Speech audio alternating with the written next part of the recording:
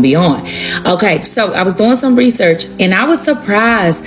Not really, but a little bit. I was shocked to find out that Burkina Faso and Senegal are now deepening ties and working together to ensure that everything is going to be going well with the remainder of the African countries that are seeking to be liberated from the neo-colonialist ties that has been taking over their minds and their whole way of living. So let's go ahead and get into it. So Senegalese and Burkina governments are both now reinforcing bilateral cooperation. What does that mean? That means we both on the same page. We in the same playing field. We playing the same goddamn game, okay? It ain't gonna just be Burkina Faso, Mali, and Niger that's gonna be putting straight belt to ass. It's gonna be y'all too. Because guess what?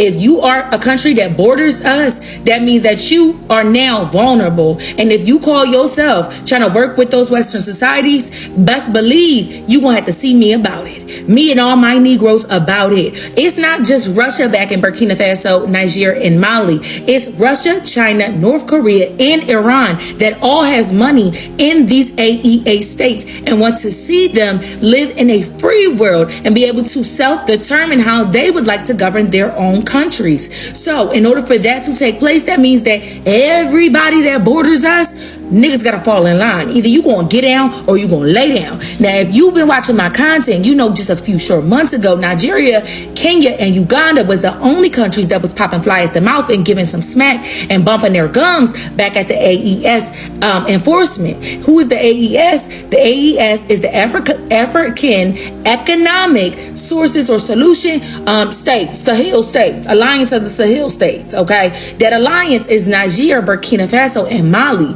Now, back when they had that address at the African Union Summit, they basically let them niggas know in one short word, either you gonna get down or you gonna lay down. And that's just what it's gonna be, okay? Now, they working together with Senegal because Senegal, Chad, and the Ivory Coast, well, the Ivory Coast ended up becoming the Apiana, which we found out 2 months later. But Senegal and Chad jumped directly on board and was like, look, I ain't giving you no smoke. I ain't giving you no flack. What you need me to do? So they all round up some money so that they can basically go down to the DRC and Rwanda and handle that shit. I'm talking straight belt to ass. Niggas was going to finna get wrapped up. Word got back to America in the West and they was like, what you mean? Burkina Faso, Niger, and Mali is putting together a task force team, brought together all of the African countries, united them motherfuckers and told them that they finna bring boots to the ground. They finna come see about us. America, long story short, America got down there, got the bump in their gums, told Rwanda and DRC, look, y'all only got a month tops. Figure this shit out, and I mean fast. Because when them niggas get to stepping around these parts, shit finna go down. And the last thing I want y'all to do is to get caught up in the mix of this shit. I ain't trying to have no stray bullets. I ain't trying to have y'all catching no strays. So I suggest y'all figure this shit out, and I mean fast, okay? Long story short, DRC folded. Rwanda folded. Sold the mines for security from America. It was like, basically, I could protect you from Burkina Faso, Niger, and Mali, and Russia and all them boys if you let me take over them gold mines. That's how America sold it to the DRC and Rwanda, but they was already up for grabs because their presidents was already looking funny. They was already getting their pockets lined to allow major corporations to come in and steal the minerals out of the grounds and to force the people, the black people in both Rwanda and the DRC into indentured servitude, which is basically modern day slavery, okay? So now it's at the point where Burkina Faso said, I see. No, it's okay. I see what y'all doing. Y'all think y'all won? Oh, okay. Don't worry about it, because it ain't over until God says the job is done. And decided to link up with Senegal and Chad, which both of them said, listen, if it's boot to ass is gonna be, baby, let me know, because we finna get in the field with y'all. So now Niger, Burkina Faso, and Mali, and Senegal, and Chad have all come together to form a Pan-Africanism sovereignty, in which Nigeria basically saw how well they was doing and how protected they are, and was like, we need to go ahead and link up with them. I'm not trying to don't leave me over here with these white folks. Now, mind you, Nigeria the presidents and the governments in Nigeria, they've been pocketing a lot of that money that they've been getting from the West and allowing shit to happen in the DRC. They're basically getting paid to look the other way from the shit that's going on in the DRC and several other countries like Rwanda and Uganda, as well as Kenya and Ghana.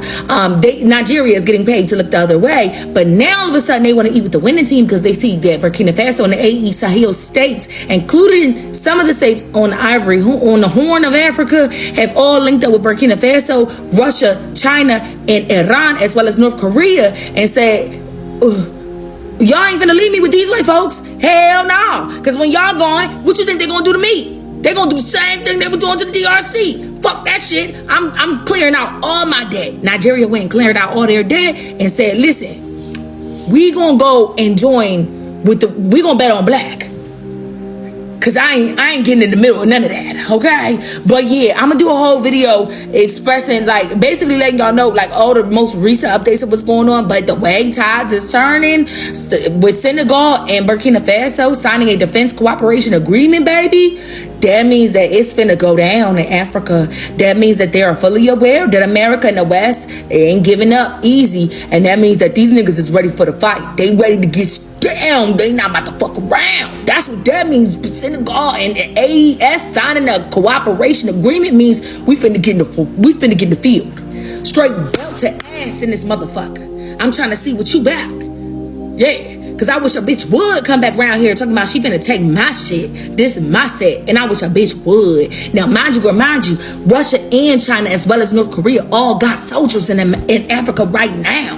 In Burkina Faso and surrounding Burkina Faso, letting it be known. They letting their presence be known. I wish a bitch would. I wish a bitch would. And remember, Pooh with the loot got that supercalifragilisticexpialidocious, that new hotness, that whole new catalog that just hit the streets. That's that same shit that Iran got. That they took that shit, made it better, gave it back to Russia. Now the whole team eating right now. Their whole team look litty, come lotty right now. That's the same shit Donald Trump trying to get his hands on right now. Them drones, guess what's powering them drones? Girl, that same supercalifragilisticexpialidocious ass fuel, that crazy ass hypersonic fuel that they just created in Russia.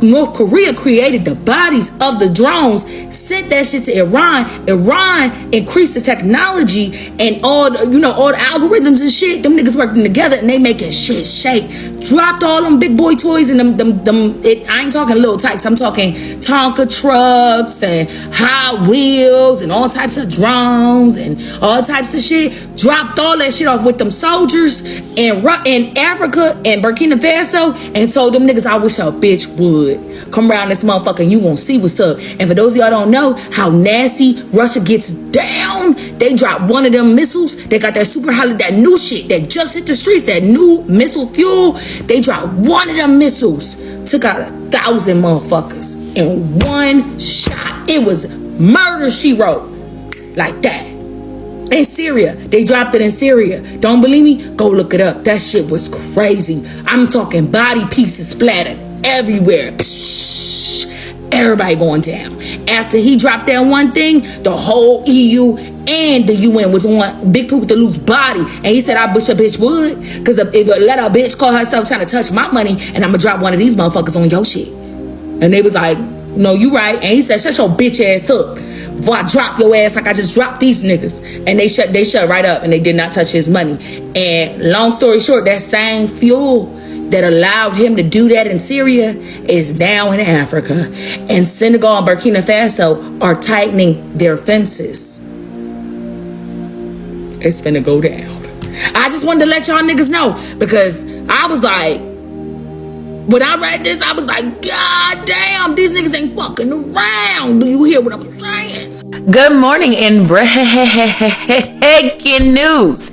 We got a lot to talk about, so let's go ahead and get into it. So as of this morning, if you haven't already heard, there was an attack on Yemen's Hodeidah port, and as a result, America, they're the ones who did it, America and Israel, and as a result, they were able to sail through the Red Sea. Now, is this going to be a permanent situation? I highly doubt it.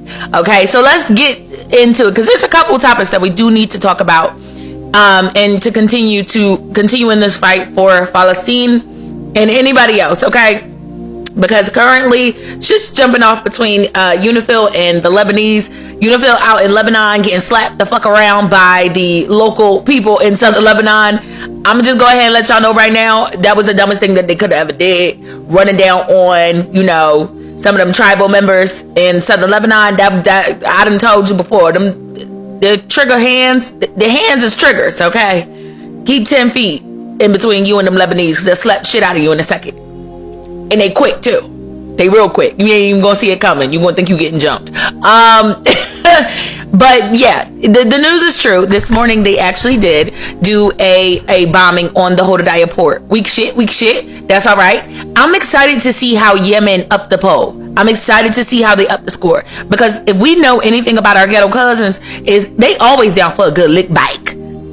You know what I mean? Like they always showing up when you least expect it. So you may be able to get a hit in. You may be able to get a lick in. You know what I'm saying? You may be able to throw a few hits or whatever the case may be.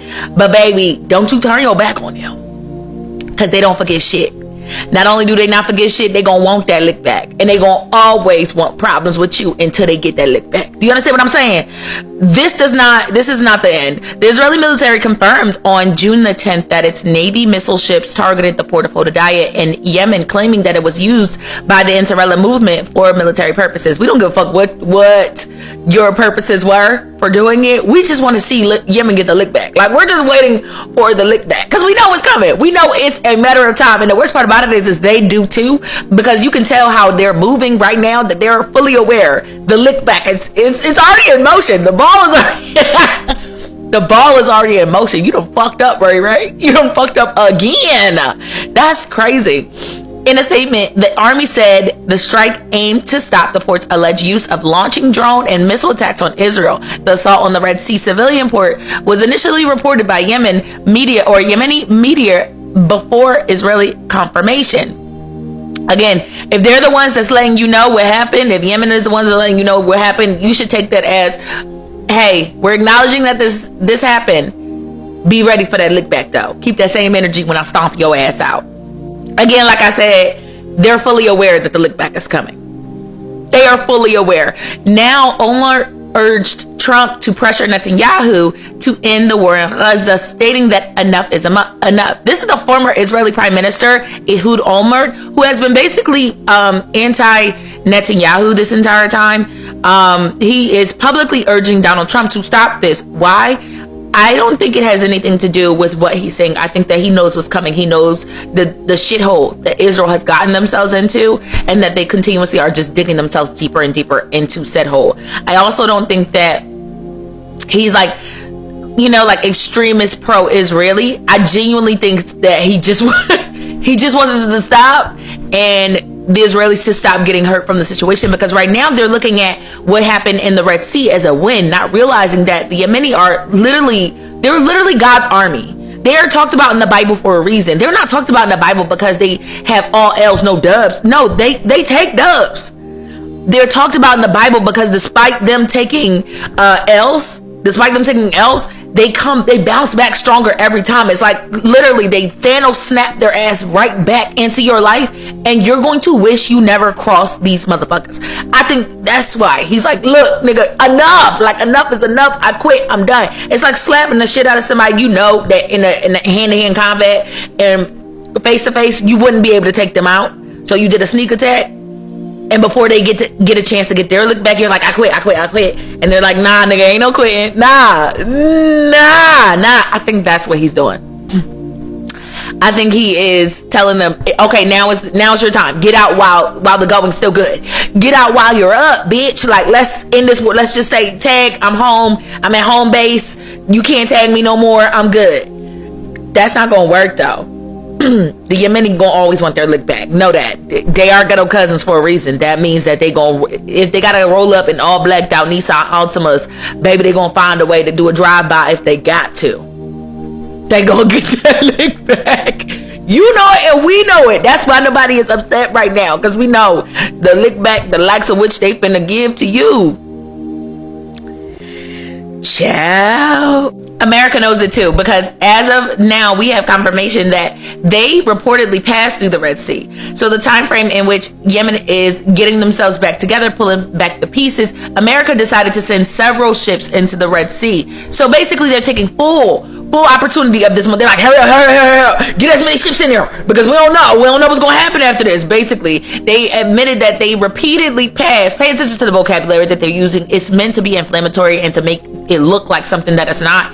oh, we repeatedly passed. No, you had ships waiting there. You were ready to get in there because you don't know when you'll have this opportunity again. Let's be real. For 2 seconds.